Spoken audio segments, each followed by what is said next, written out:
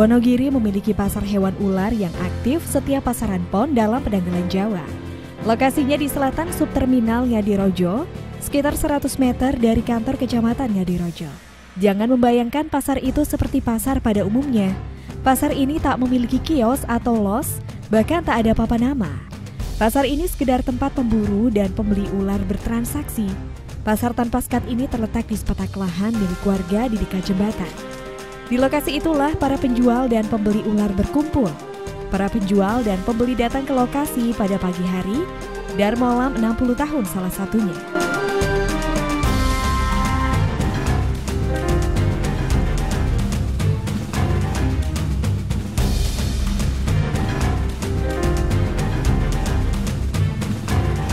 Dia baru saja tiba dari rumahnya di Masaran, Sragen dengan naik bus. Ia selama ini dikenal sebagai pengepul ular. Tepat pukul 8.30 waktu Indonesia Barat, kedatangannya disambut beberapa penjual ular yang sudah cukup lama menunggu. Mereka rata-rata mantan pemburu ular. Di dekat mereka, ada sejumlah kantong terikat rapat berisi ular bandotan macan, atau akrab disebut macanan dan ular sawo kembang atau piton, yang ditaksir panjangnya lebih dari 3 meter dengan berat 11 kg. Setelah menghabiskan sebatang rokok, Darmola mulai membuka kantong-kantong berisi ular itu. Ia memindahkan ular ke kantong yang ia bawa dibantu salah satu pemburu. Tidak ada kesulitan saat ia memindahkan ular macanan.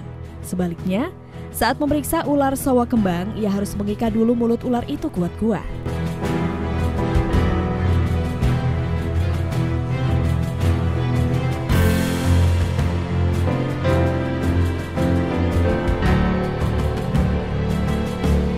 Pemburu ular lainnya, Marto Waloyo, 55 tahun asal Jendi, Giri Marto, masih aktif berburu ular kendati tak selalu mujur.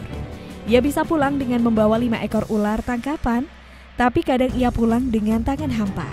Pekerjaannya sebagai pemburu ular bermula saat ia pergi ke hutan mencari kayu bakar.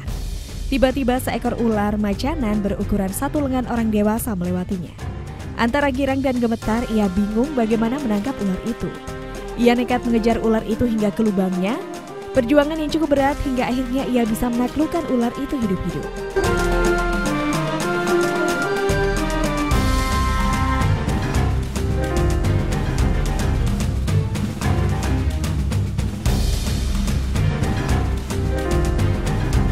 Pasar ular itu terbentuk secara alamiah.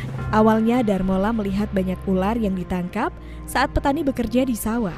Ia berpesan kepada kawan-kawan sesama petani agar ular itu dikumpulkan. Ternyata perdagangan ular menjadi bisnis yang cukup menggiurkan ya guys.